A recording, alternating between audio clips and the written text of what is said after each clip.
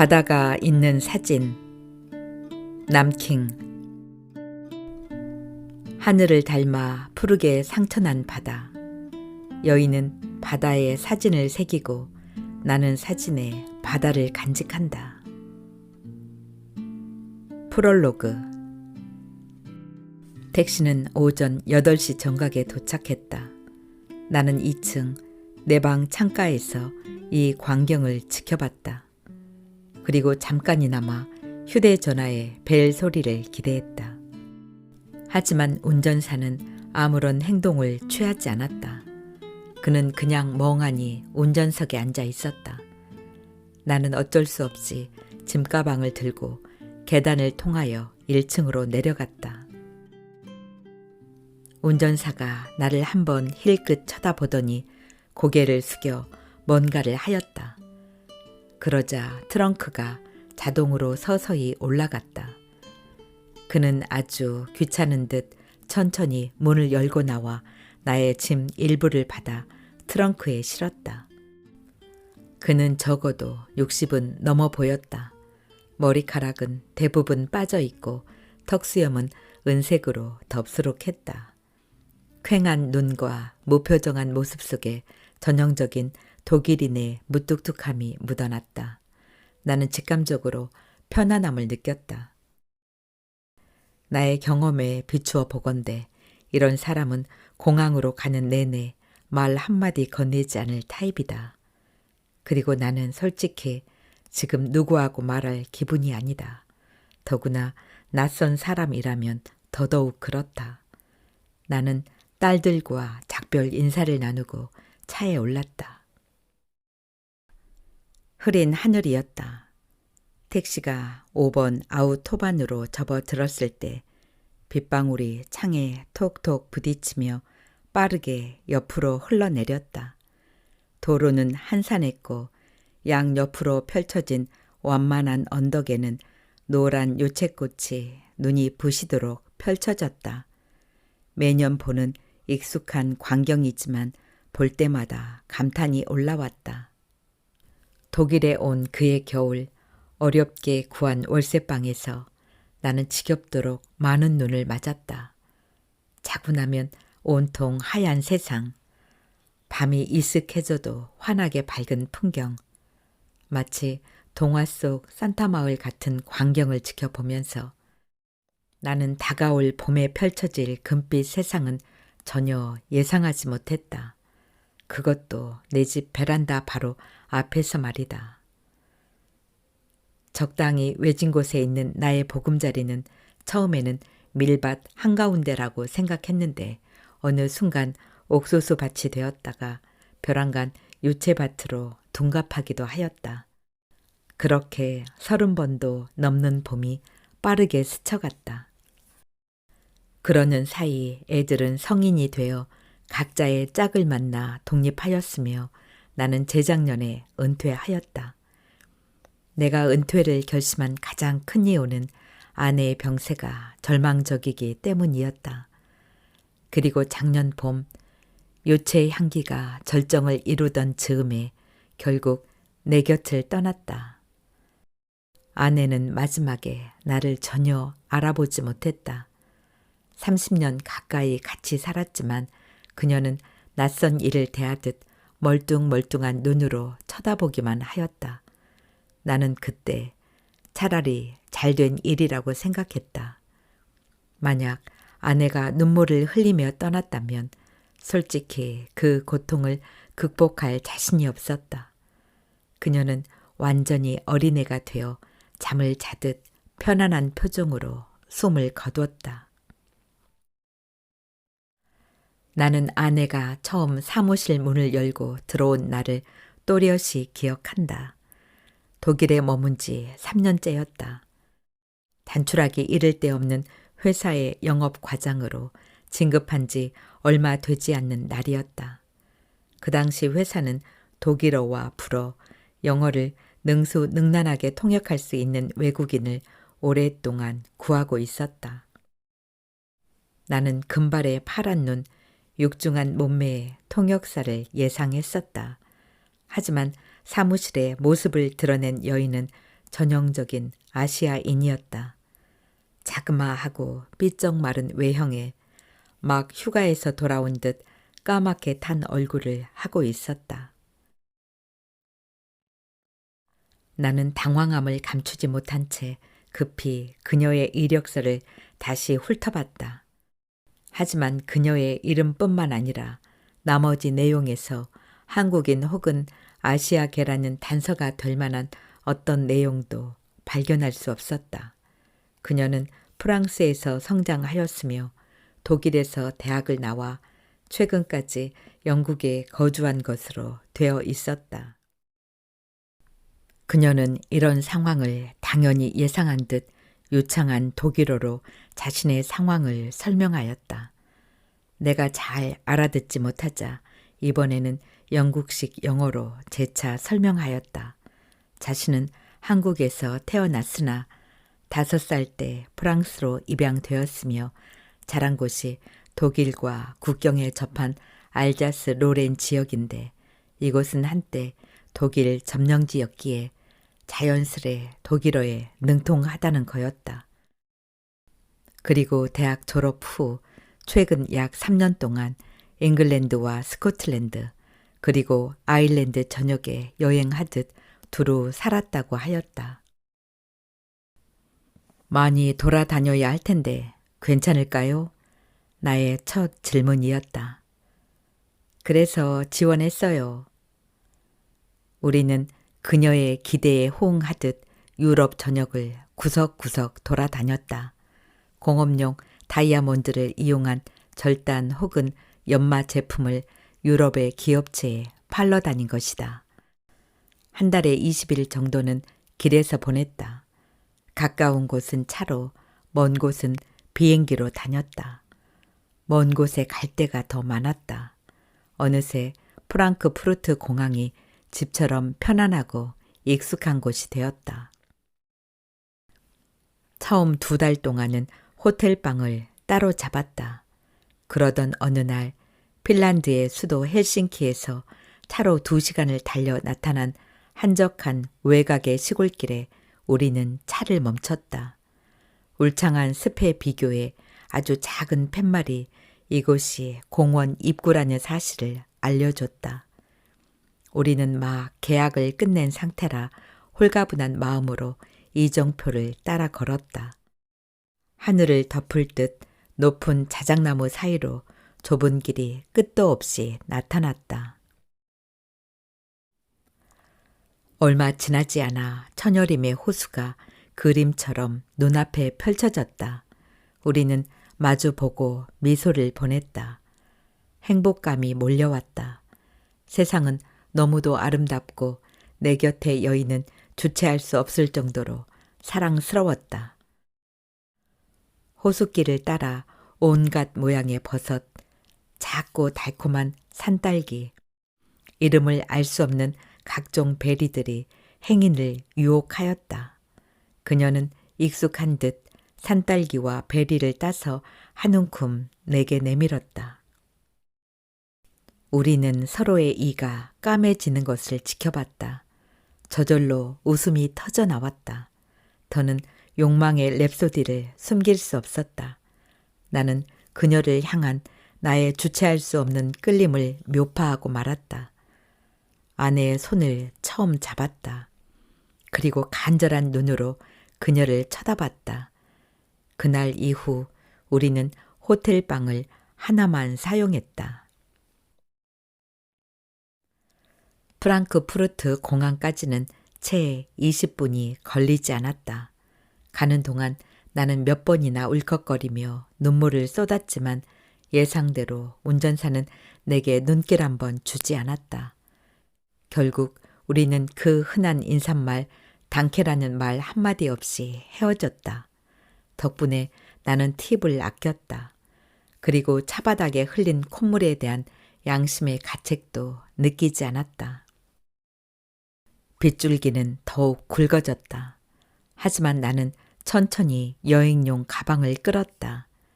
이마와 얼굴, 어깨에 쏟아지는 빗물이 차가웠지만 따스하다고 느꼈다. 고개를 들어 빗물에 흐린 눈으로 하늘을 쳐다봤다. 시멘트빛 하늘 사이로 항공기들이 짙은 연물을 달고 각자의 방향으로 흩어졌다. 어쩌면 이제 이 땅에서의 마지막 연이 끝나가고 있었다. 한 줄기 회오리 바람이 사정없이 뺨을 갈기고 달아났다. 나는 폐부 깊숙이 공기를 들이마셨다. 마치 담아두기라도 하듯. 익숙한 곳이지만 오랜만에 공항에 왔다. 하지만 달라진 곳이 별반 없으므로 여전히 안락하고 느긋했다.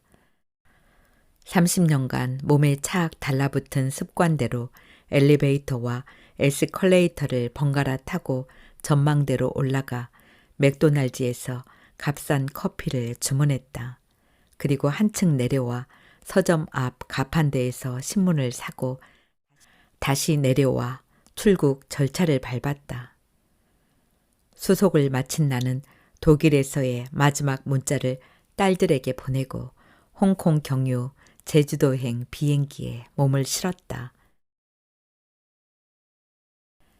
내 나이 20에 홀로 섬을 떠난 나는 30에 한국을 떠났고 60이 넘어 다시 혼자 고향 섬으로 돌아가는 것이다.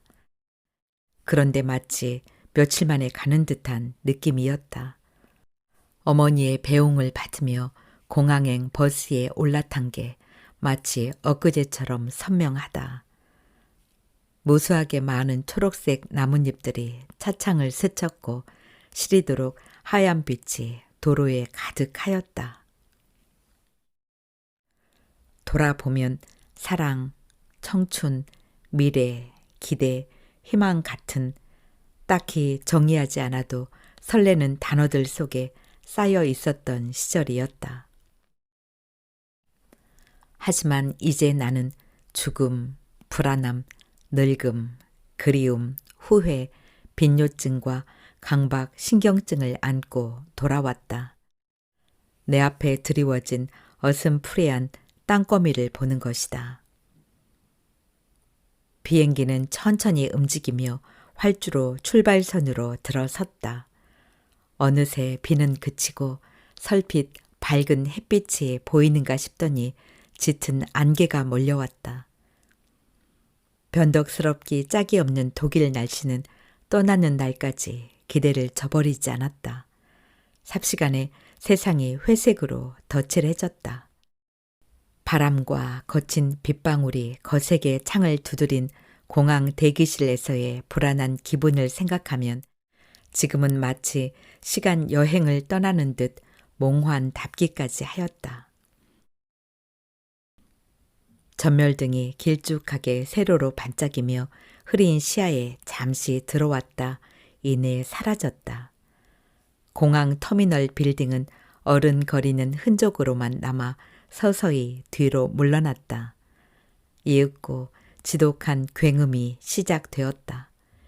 기체는 빨라지고 동시에 흔들렸다. 그리고 나의 어깨도 등받이에 찰싹 달라붙었다. 몸은 기울어지고 긴장감이 솟구쳤다. 이제 적응할 때도 되었건만 언제나 비행은 두려움으로 시작하였다. 얼마 지나지 않아 나는 구름 위에 올라섰다. 그곳은 평온하기 그지없어 보였다. 조금 전의 혼란스러움을 생각하면 계면쩍기까지 하였다. 나는 내 삶의 에필로그를 고향 섬에서 그려내기로 무수히 작정했다. 비릿한 바람결에 언덕을 하나만 넘어도 짙푸른 바다가 눈부시게 펼쳐진 곳, 그 바다에 점같이 박혀있는 크고 작은 배들, 바람과 갈매기, 굳이 설렐 것 없이 늘 눈만 들면 내 앞에 놓인 투명한 하늘, 그 하늘이 맞닿은 같은 색의 바다. 나는 수평선 위아래로 10개 펼쳐진 구름을 본다. 그리고 바다 냄새, 그 냄새는 세월이 가면 갈수록 잊히기는커녕 더욱 두텁고 딱딱하게 내 그리움의 생채기에 더하였다. 그리고 바다가 온전히 푸름과 붉음으로만 대비되는 동터오는 여명. 그 새벽에 스산한 바람이 손바닥만한 창을 토닥토닥 두드리면 나는 잠결에 어른거리는 꿈자락을 뒤로 한 채 불어 터진 오줌볼을 부여잡고 비실거리며 꿀렁거리는 비닐 장판에 놓인 요강을 찾았다. 그때쯤이면 아버지는 이미 집을 비웠고 어머니는 부엌에서 나무 타는 냄새로 또 하루를 시작하였다. 타닥타닥 타는 소리, 그르렁 가마솥 뚜껑 여닫는 소리, 모락모락 피어오른 구수한 밤냄새. 나는 누운 채 가려운 엉덩이를 손으로 극적이며 입맛을 다신다. 학교가 파하면 마을 안길을 걸어 남루한 옷의 친구들과 포구에 닿아 바닷바람에 꾸덕꾸덕 말라가는 생선 비린내에 취하고 일렁이는 물결에 흔들거리는 돛담배의 어지러움을 더해도 검은 돌 들쳐내어 황급히 달아나는 엄지 손톱만한 개나 보마를 잡아 빈 도시락에 한가득 채우고선 애당초 슬픔이란 존재하지도 않는 듯이 까불고 장난치며 보내면 어느새 바람은 세지고 따갑기만 하던 햇살도 비실대면 그제야 생각난 듯 서로의 집으로 흩어졌다. 나의 유년 시절이 오롯이 아로 새겨져 있는 곳으로 긴 우회 끝에 결국 나는 돌아가고 있다. 팽팽했던 청년은 이제 목덜미에 주름살이 깊게 팬 중년으로 변했다. 다리는 가늘어지고 배는 볼록 나왔다. 눈은 흐리고 굵은 돋보기 안경이 걸쳐졌다. 이마에는 따가운 햇볕이 그려놓은 세월의 흔적이 선명하다. 청년의 얼굴은 사진에만 존재한다. 그리고 변한 건 내 고향도 마찬가지다. 나의 동네는 더는 내 기억을 확인시켜 줄 만큼 변하지 않은 곳이 남아있지 않았다. 사실 늦거운 기분에 앞서 이질감이 맴돌았다. 나는 고향 땅을 밟지 않고도 구글 맵을 통하여 내 유년 시절의 마을을 이미 샅샅이 뒤졌다. 내가 살던 집은 회색과 갈색으로 치장한 세련된 호텔로 바뀌었다. 사실 이곳이 내 집터라는 것을 위성 사진과 주변 사진을 수십 번 확인한 끝에 겨우 알아챘다. 내 집을 둘러 병풍처럼 늘어선 솔잎은 절반은 깎여 잔디가 되었고 나머지는 호텔을 수식하는 조명을 치렁치렁 단 모습으로 장식되었다. 호텔 입구 테라스에 목재 원형 테이블과 의자, 그리고 파라솔이 일렬로 쭉 늘어선 광경이나 단아한 색을 입힌 발코니의 사진은 내가 수십 년간 떠돌던 이국 땅의 풍경과 똑 닮아 있었다. 주변 모습도 별반 다르지 않았다. 도대체 바다와 산을 제외하고 바뀌지 않은 모습을 찾기란 거의 불가능해 보였다. 그런데도 돌아가고 싶었다. 낯선 곳에 낯선 얼굴의 내가 맞닥뜨릴 기대와 우려를 뛰어넘는 알 수 없는 끌림이 있었다. 아니, 어쩌면 알 수 있을지도 모르겠다. 내 마음 한쪽을 회한의 그리움으로 항상 무겁게 눌러주던 처음으로 마음이 가던 여인. 바다를 배경으로 그녀는 활짝 웃고 있었다. 비행기는 이른 아침에 홍콩에 도착했다. 둥근 창으로 무거운 하늘이 보였다. 구름이 산 정상을 모두 덮은 채 게으르게 움직였다. 언제든 우르릉하며 비가 쏟아질 기세였다. 산 아래에는 흰색의 아파트들이 우후죽순 솟아 있었다. 높은 산과 아파트, 서울과 많이 닮았다. 완만한 산과 낮은 집들로 대부분 채워진 유럽을 떠났다는 느낌이 이제 확연히 다가왔다.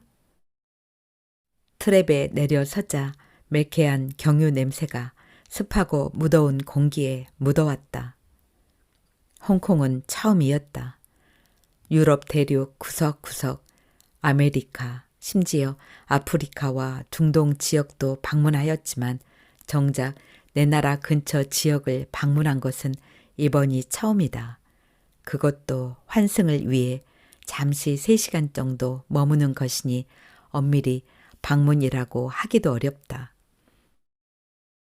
홍콩, 아니 중국은 늘 한 번은 방문하고 싶었다. 중국 음식을 유난히 좋아했던 것도 한몫했을 터이다.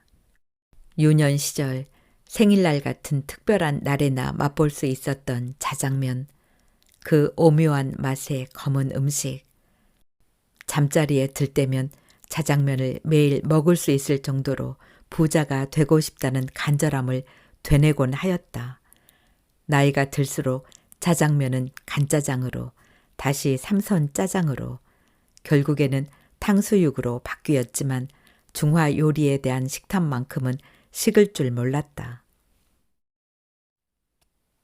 그 탓일까? 어느 날 극심한 복통으로 찾은 병원에서 쓸개염을 진단받고 결국 절제하기에 이르렀다. 하지만 기름진 음식에 대한 탐욕은 변하지 않았다.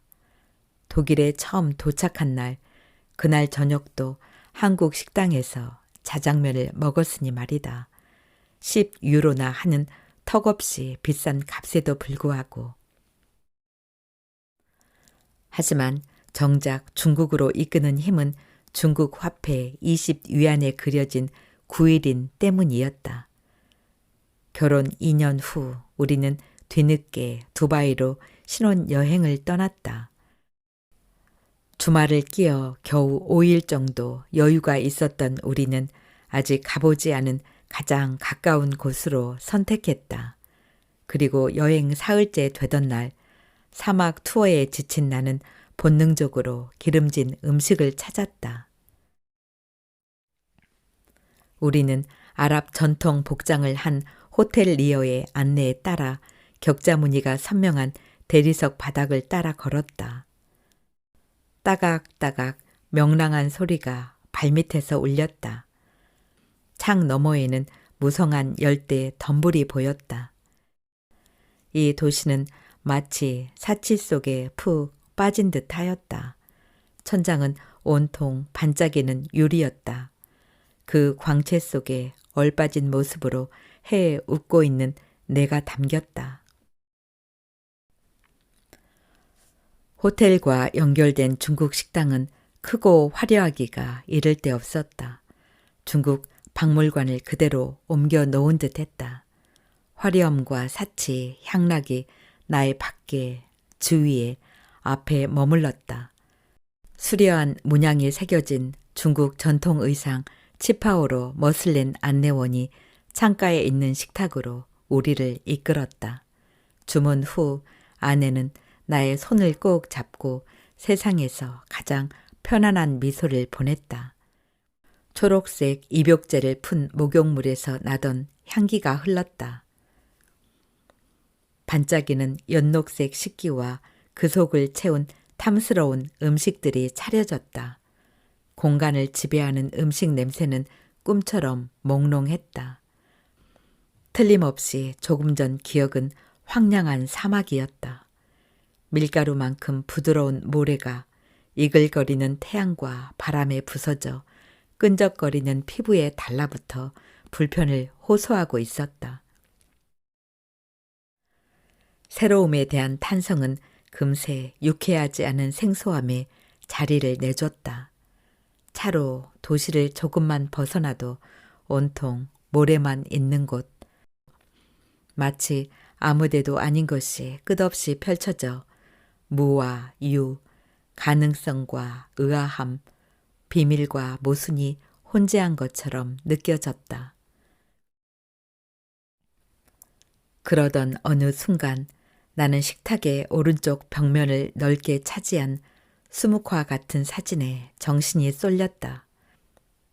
마치 판타지 영화에서나 등장하는 모습이었다. 병풍처럼 펼쳐진 바위 절벽과 기괴하게 솟아있는 봉우리들, 전면에 굽이굽이 흐르는 듯 멈춘 듯한 강에는 낮게 뜨인 운무로 인해 한없이 신비로웠다. 그리고 길고 좁은 쪽배에 창이 넓은 밀짚 모자를 쓴 채 외로이 노를 젓는 어부, 온전히 자연 속에 묻힌 듯한 모습에 절로 감탄이 쏟아졌다. 하지만 정작 나의 마음을 온통 사로잡은 것은 사진 옆에 새겨진 한자였다. 계림. 오래전부터 알고 있던 지명이었다. 오, 멋진 곳이네요. 우리 다음에 저기 한번 가요. 아내가 나의 시선이 멈춘 곳을 훔쳐보며 말했다. 그러게, 어릴 때 멋있는 곳이라는 얘기는 많이 들었는데 이렇게 아름다울 거라고는 상상도 못했네. 아, 그 옆집에 중국 식당 한다는 사람? 계림 출신이라고 맨날 자랑하곤 했거든. 자랑할 만 했네요. 아내가 활짝 웃으며 말했다. 2시간을 기다린 끝에 홍콩발 제주도행 비행기에 탑승했다. 나의 자리는 일반석 맨 앞줄 복도 쪽이다. 언제부터인가 고정석처럼 앞줄 복도 쪽만 예약하였다. 창가 쪽을 좋아함에도 불구하고 가장 큰 이유는 전립선이 비대해지면서 생긴 잦은 빈뇨 때문이다. 조금이라도 화장실 가까이, 그러면서 옆 승객에게 불편을 주지 않는 자리가 점점 필요해진 것이다. 또 한 가지 이유를 굳이 들자면 관찰의 기쁨이라고 할 수 있다. 나는 언제부터인가 사람들을 유심히 쳐다보게 되었다. 나는 흐르는 인파에 끼어들어 낯선 혼잡을 즐기듯 바라보거나 카페나 식당 혹은 테라스에 앉아 늦은 오후에 햇살을 받으며 몇 시간이고 행인들을 쳐다보곤 하였다. 항공기 내에서도 예외는 아니었다. 나는 승무원들과 그들이 상대하는 승객들의 행동을 유심히 쳐다보고 오가는 말들을 경청하곤 했다. 언제부터 이런 버릇이 생겼는지는 알 수 없다. 확실한 건 내 가족이 하나 둘 곁을 떠나면서 관찰의 버릇은 점점 더 늘어났고 집요해졌으며 이제는 하루 중 많은 시간을 이렇게 보낸다는 것이다.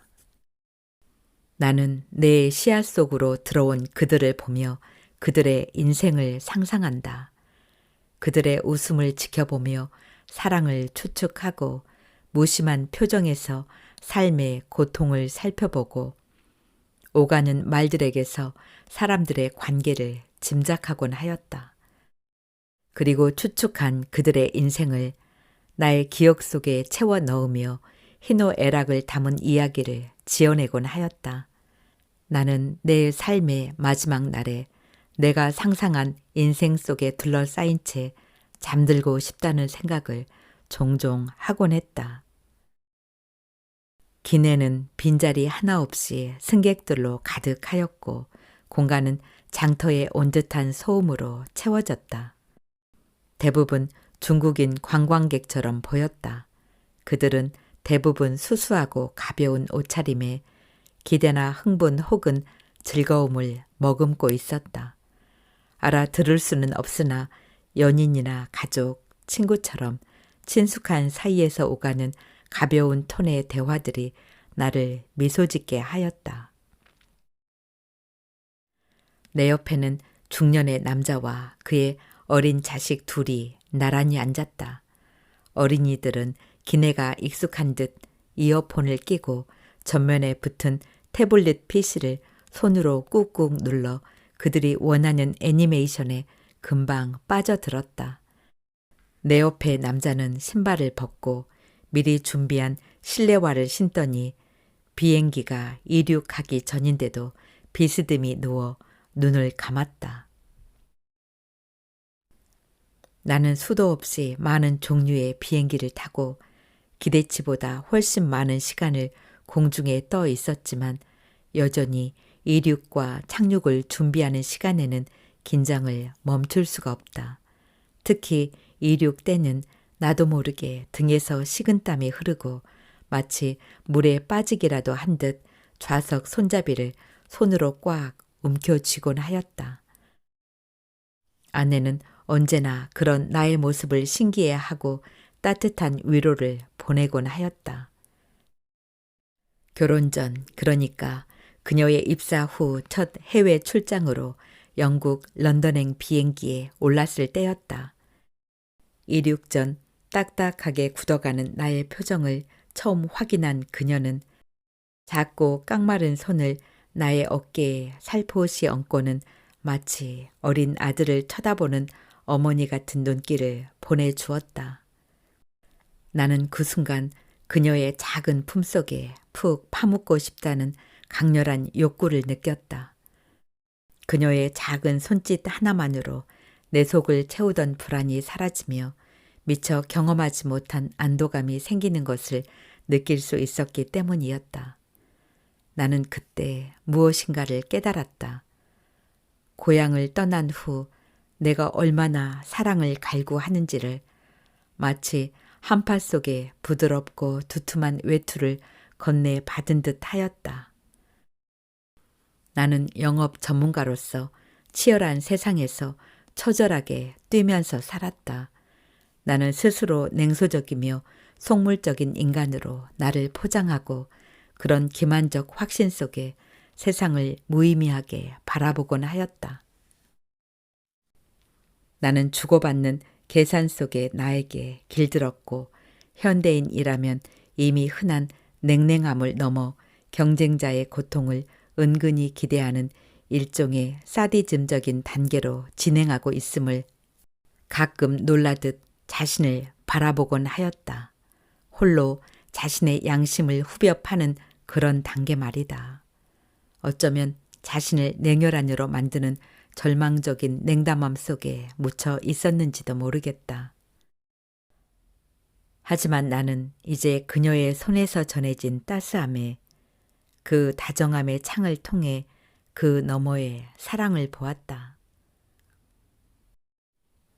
바로 앞 출구 옆에 여승무원 한 명이 벽에서 간이 의자를 빼더니 앉았다. 안전띠를 한 그녀는 잠시 생각에 잠기는 듯 하더니 이내 시선을 승객 쪽으로 돌렸다. 나와 눈이 마주치자 입꼬리를 살짝 올리며 눈웃음으로 대답했다. 얼마 지나지 않아 머리 위 노란 경고등이 꺼졌다. 엔진 소리에 잠시 한눈을 팔았다. 작은 타원형 창으로 반짝이는 햇살이 건너와 실내를 밝히며 아주 천천히 움직였다. 각자의 자리에 앉았던 승무원들은 안전띠를 풀고 익숙하고 빠른 몸놀림으로 기내식을 준비하기 시작했다. 중저음의 엔진 소리 속에 아이 울음과 승무원의 대화 소리가 묻어났다. 간이 키친 영역을 표시하는 커튼이 들락거리는 승무원 사이에 춤을 춘다. 안녕하세요, 고객님. 저희 항공을 애용해 주셔서 감사합니다. 저는 한국인 승무원 송한나입니다. 갑자기 여승무원 한 명이 내게 성큼 다가오더니 유창한 한국말로 인사를 하였다.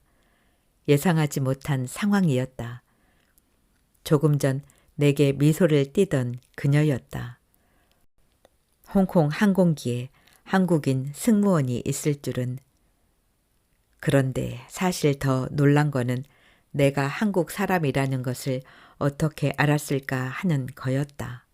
하지만 나의 의문은 금방 풀어졌다. 고객님이 탑승하신 분 중 유일한 한국인이십니다. 나는 적잖게 놀라지 않을 수 없었다. 실내는 빈자리가 없이 꽉 들어찼다. 그럼 여기 탄 승객들이 모두 중국인이란 말인가? 제주도에 중국인 관광객들이 몰린다는 소문을 이제 현실로 실감하게 되었다.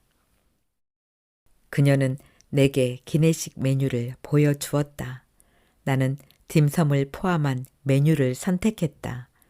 돌아서는 모습을 시작으로 나의 시선은 그녀를 쫓기 시작했다. 그녀의 표정에 왠지 모를 정감이 느껴졌다.